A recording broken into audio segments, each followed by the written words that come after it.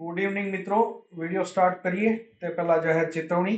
સીબીની guideline અનુસાર અમે એનઆઈએસએમ certified research analyst છીએ, પણ અહીંયા આ વિડીયોમાં કરવામાં આવતા કોઈ પણ સ્ટોક કે ઇન્ડેક્સની વાત તે અમારા તરફથી બાય કે સેલની ભલામણ નથી. છતાં આપ કોઈ ઇન્વેસ્ટમેન્ટ કે ટ્રેડિંગ એક્ટિવિટી કરવા માંગો છો તો આપના ફાઇનાન્શિયલ એડવાઇઝરની સલાહ લઈ અને યોગ્ય કરો. મિત્રો, આપણે ગઈકાલે વિડીયો જોયો હતો. વિડીયો જેણે જોયો હશે તમને ખબર છે કે આપણે વાત થયેલી હતી કે પોઝિટિવ બાયસ સાથે કામ કરવું, નેગેટિવિટી બહુ દેખાતી નથી. આજે આ કેન્ડલમાં અહીંયા માર્કેટ ઓપન થયું, ત્યાંથી લો બની. ટેલિગ્રામ ચેનલ ઉપર જે લોકો જોઈન હશે તમને બધાને ખબર છે સીઈ અને પીઈ બંને સાઈડના ટ્રેડ નાખેલા હતા. પીઈ નો ટ્રેડ ઓલમોસ્ટ એક્ટિવ નથી થયો, એની કેટલીક સાયકોલોજી હોય છે. મિત્રો, આ થોડીક ચાર્ટ સિવાયની વાત કરું. ટ્રેડિંગ જે છે ને, આ ને એક જો વ્યવસાયના રીતે તમે લેશો તો જ આમાં તમે લાંબા ગાળા સુધી ટકી શકશો. આજે તમે જુઓ બજારમાં, તમારી આસપાસમાં, મિત્રોમાં, વેપારી વર્તુળમાં ક્યાંય પણ જોશો તો બધા અલગ અલગ પ્રકારના વ્યવસાય કરતા હોય છે. તેમ આ સ્ટોક માર્કેટ એક પ્રકારનો વ્યવસાય છે. આ કોઈ રમત નથી ચાલતી કે જ્યાં કોઈ દિવસ આવ્યા, કોઈ દિવસ કામ કર્યું, કોઈ દિવસ ના કર્યું, થોડા દિવસ કામ કર્યું, મૂડ હતો તો કામ કર્યું. અહીંયા રેગ્યુલર જે લોકો કામ કરશે, સ્ટોક માર્કેટને વર્લ્ડનો ટફેસ્ટ બિઝનેસ માનવામાં આવે છે. ગૂગલ ઉપર ક્યાંય સર્ચ કરવું હોય તો કરી લેજો. આમાં કામ કરવું, કારણ કે બહુ બધા સંઘર્ષ હોય છે. એટલે જોક હમણાં ગુજરાતીમાં બહુ વાયરલ થયો હતો ને કે પહેલા મારે કઈ ચિંતા નથી, પણ સ્ટોક માર્કેટ ચાલુ કર્યું ને ત્યારથી આખી દુનિયાની ચિંતા. કોઈ બે દેશો ઝઘડે તો પણ ચિંતા, ક્રૂડ ઉપર જાય તો પણ ચિંતા, સોનું, ડોલર, ઇન્ટરેસ્ટ રેટ અને બીજા દેશો શું કરે છે વગેરે વગેરે વગેરે. કહેવાનો ભાવાર્થ આ ફાઇનાન્શિયલ ઇન્સ્ટ્રુમેન્ટ છે. અહીંયા કામ કરવું એટલે ખરેખર અઘરું છે. સ્થિરતાથી, શાંતિથી લાંબા ગાળા માટે જે અહીંયા કામ કરશે તે જ ટકશે. સમજો, આ લોકો એવું માને છે કે સ્ટોક માર્કેટમાં બધા કમાય છે, અથવા કેટલાક લોકો એમ માને છે કે બધા ગુમાવે છે. બંને ખોટી વાત છે. અહીંયા એક માણસ કમાય છે ને એક માણસ ગુમાવે છે. આ એટલે સ્ટોક માર્કેટ. તમે સમજો, આ તમે ચાર્ટ જોઈ રહ્યા છો, આ અહીંયા આગળ 26,300 આસપાસનું જે લેવલ છે, 26,277. હવે આ 26,277 ના લેવલ ઉપર કોઈએ કંઈક વેચ્યું હશે અને કોઈએ કંઈક ખરીદ્યું હશે, અને તેના બંનેના મગજમાં શું વાત ચાલતી હશે કે ના, હું તો બરોબર જ છું, મારું ડિસિઝન જે છે એ બરોબર છે.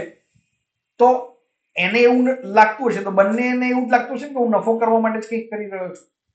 તો બંને ખોટા છે એવું પણ ના કહેવાય, બંને સાચા છે એવું પણ ના કહેવાય. પણ આ જ સ્ટોક માર્કેટની દુનિયા છે. અહીંયા એક માણસ વેચે છે, એક માણસ ખરીદે છે, અને આમ જ આ બજાર ચાલતું રહે છે. પણ આ જે પ્રક્રિયાઓ ચાલે છે ને, એ દરમિયાન ખૂબ બધી પ્લસ એન્ડ માઇનસીસ થતા હોય છે. તમારા મન બુદ્ધિ, તમારા પૈસા, એની સાથેના ઇમોશન્સ, એટલી બધી વાતો આની સાથે જોડાયેલી હોય છે. અને એ કપરી પરિસ્થિતિમાંથી બહાર નીકળવું, નિર્ણય કરવો, એટલે આ બહુ અઘરો જોબ હોય છે. આટલી લાંબી એટલા માટે વાત કરી કે ગઈકાલે વાત કરી લીધી કે અપસાઇડ મુવમેન્ટ છે, અપસાઇડ માટે જોવું જોઈએ. સવારમાં ગેપ ડાઉન ખુલ્યું, અહીંયાથી લેવલ શેર કરેલા હતા. પુટનો ટ્રેડ અથવા તો કોલનો ટ્રેડ બંને શેર કરેલા હતા.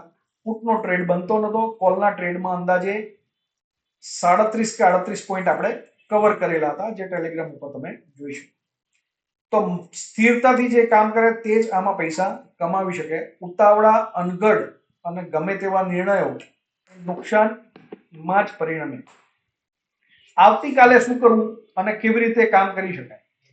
આપણે ડેઈલી ચાર્ટ જે છે, એ ડેઈલી ચાર્ટમાં તમે જુઓ તો ઓલ ઓવર પોઝિટિવ બાયસ જ હજી પણ દેખાઈ રહ્યું છે.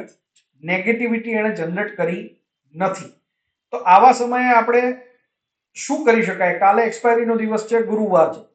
ગુરુવારના દિવસે ઓલ ઓવર સાઇડવેઝ રહેવાની સંભાવના છે, પણ ઓલ ઓવર પોઝિટિવ બાયસના હિસાબે તમે જોઈ શકશો કે જો મૂવમેન્ટ ઉપરની બાજુ આવી તો ખૂબ મોટી અને તેજ મૂવમેન્ટ હશે. જે ગઈકાલે પણ આપણે અપેક્ષા રાખેલી હતી કે મૂવમેન્ટ આવે તો સામાન્ય નહીં આવે, જે આજે નથી આવી તો કાલે એક્સપાયરીના દિવસે આવી શકે છે, અથવા તો સાઇડવેઝ રહી શકે છે. નીચેની સંભાવના પ્રમાણસર બહુ ઓછી લાગે છે. તો એના માટેના લેવલો કયા અને કેવી રીતે કામ કરવું તેના માટેની થોડી વાત કરી લઈએ. 15 મિનિટનો ચાર્ટ છે, 75 મિનિટ કરી નાખું એટલે તમને આઈડિયા આવશે. આ બે ચેનલ જરૂર પડે તમે ડ્રો કરી શકશો. આવનારા દિવસોમાં આ બંને ચેનલ બહુ કામ લાગશે. ઉપરની બાજુ આ લાઈન, નીચેની બાજુ આ લાઈન. અને શોર્ટ ટર્મમાં આપણે અહીંયા રેઝિસ્ટન્સ લેવલ ઉપર કામ કરીએ છીએ. મારી દ્રષ્ટિએ જો આવતીકાલે અત્યારે ડાઉ વગેરેમાં ઘણું બધું ઘમાસાન ચાલી રહ્યું છે, એ તમે જો અહીંયા આગળ સારા લેવલથી કામ કરે, અથવા તો મારી દ્રષ્ટિએ 350 નું જે લેવલ છે, લગભગ અહીંયા ક્યાંક આવતું હશે, 350 નું લેવલ તમને લાઈન દોરીને બતાવું.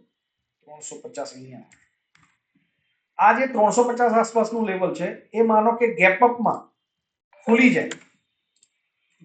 ગેપઅપ માનો કે થાય છે અહીંયાથી, આપણે અહીંયા 200 પોઈન્ટ થયા છે, માની લો કે 70-80 પોઈન્ટ નિફ્ટી ગેપઅપ ખુલે છે અને સીધું માર્કેટ ઉપર ચાલવા માંડે છે અને 350 ક્રોસ કરે તો ત્યાંથી 150-150 પોઈન્ટની પોણી 200 પોઈન્ટ સુધીની સારી મુવમેન્ટ તમને મળી શકે છે.